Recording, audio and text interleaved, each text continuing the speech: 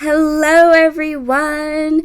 So, I have a set of videos coming for you today and two tomorrow. We're going to use my new Maggie Holmes Forever Fields. We're going to put together a layout for documenting a trip, a little side quest me and my son and my nephew took recently. I was teaching in North Carolina, and on our way home, we stopped at Thurmond, West Virginia. If you don't know what that is, it's a ghost town in West Virginia, and you can tour it. It's really cool, abandoned town, and when I came home, I of course had way more photos than I'm ever going to need of it, but I just broke them up and decided we're going to do 3 multi-photo pages because I am trying really hard to only have two scrapbooks this year. So I'm limiting how many stories and how I'm going to document this year because honestly, my album storage is starting to become a problem. And I have a whole wall of a bookcase. So, I only want to do 2 albums for 2024. To keep that goal, I need to do some multi-photo layouts for certain trips or events like this. So we're going to do 3 layouts, 1 tonight, 1 tomorrow morning, and then 1 tomorrow at noon. I went ahead and made my own thickers using one of the pattern papers, and so what I did was I went through my Forever Fields from Maggie Holmes. I chose some coordinating patterns I thought would work well with my photographs, and now we're going to go ahead and put the layout together. When I made the thickers, I used 1 of the pattern papers, 3, and then stacked up 3 white cardstock letters underneath and glued them all together so there are these nice dimensional letter stickers. And I'm going to kind of play with an upside down T design on this particular layout. So I'm going to go ahead, and you saw me kind of go through those patterns, choose some patterns that I thought would look nice together. I'm going to ink everything up using my favorite vintage photo Distress Oxide ink. I'm going to use that floral wildflower paper, and I'm not putting it directly across the bottom. I left a little bit of the cardstock showing. And then I'm going to take this blue pattern paper and I tore the edge of the gold to give it some more interest.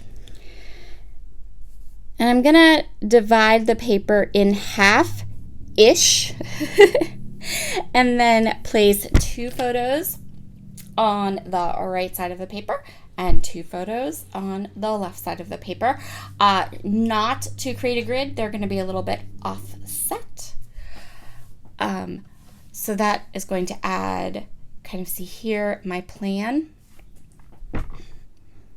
Since I'm not going to back my photographs with any kind of pattern paper, I wanted to add another pattern to my base design to kind of peek out from behind my photos. Now that I think about this and I have this layout kind of sitting in front of me all finished, I do end up matting one of the photos on the other side because I decided to put it at a jaunty angle, and I thought, well, adding a mat behind it would give it a little more interest. So here are those other 2 photos. I'm going to place them right on the other side, and I'm just going to put them just like that. But I am going to mat that bottom photo of the abandoned bank with some pattern paper and then point it at that jaunty angle. Now we have to mess with we have to mess with the title. No. Okay, I fidgeted with this for a while. I'm not going to make you watch it all. Thurmond is a big name for a town, let me just say. So I wanted to put Thurmond, West Virginia as my title.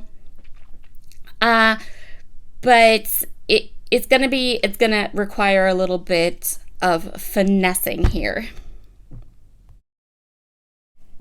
And while I wanted it to stay within the right side of my layout, it's not going to, as you can plainly see.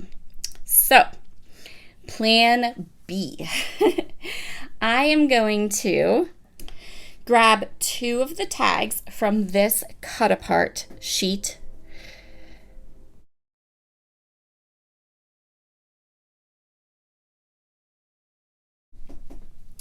And while I'm there, I noticed this little cut apart piece that says details of the day, which is completely perfect for this set of pages. And I thought that would be fabulous. That's going to act as like a little subtitle type of an element. So I'm going to kind of push the letters away. And what I'm going to do is I'm going to go ahead and tuck. Well, first I'm going to punch the holes out and ink the edges with Vintage Photo. I'm going to tuck these 2 tags behind this top photo and then put the lettering down. And that way the title looks intentional and not like I ran out of space. And the only people that know that in fact I ran out of space is all of you, my lovely subscribers. And if you are new to my channel, if you're just joining us, now you know the big secret too. Okay. Let's get all of those letters into place. I glued them all down using Nuvo Deluxe adhesive, which is my favorite adhesive. And then I also added a journaling box to the left side. So now I'm going to come back in and we're going to add embellishments, pretty flowers, some color. I felt like this layout needed an injection of just a little bit of brighter colors. This collection tends to have a lot of muted colors in them, which is perfect for these pictures, but I want to add just an injection of just a little bit more color. So I'm going to go through the die cuts and the stickers, and I'm going to choose some patterns and elements and icons that are a little more brighter, more saturated in color. Like you can see as soon as I put that like peachy rose colored flower behind that photo, perfect. Like it just added that little bit more injection of color. And now if you were looking at my layout going, this is a little blah, well, it's not going to be blah when it's all finished. So I'm going to go through the die cuts and choose a few of those. I chose a little ladybug for that to kind of sit with my journaling box, because when would I ever use a ladybug? I mean, at least these are outside pictures, so the ladybug is sort of appropriate. And I thought, well, we'll just use that then. So I'm going to get everything down and into place. For my background, I am using natural colored basil cardstock. And because of that, I'm thinking to myself, I should probably go ahead and get some stickers onto this page because most of the stickers in the sticker book are clear. Now, not all of them are, but quite a few are. And since I have that nice neutral colored background, I'm able to add some of the clear stickers and they actually look good. So I'm going to use these little hearts that are part of that sticker sheet as some confetti to kind of sprinkle around my embellishment clusters. And that is where we're going to leave this layout for today. Thank you so very much for joining me. I know my Maggie Holmes Monday is late because I'm doing this voiceover Wednesday morning, but I will leave Crystal's link in the description box below. and to her Maggie Holmes Monday video. I will also leave a link to the Maggie Holmes Forever Fields collection. So if you would like to grab some of it and create with it as well, I will also leave a link to the cardstock and that lovely Lawn Fawn die if I can find it anywhere. Have a wonderful day, everyone. Bye.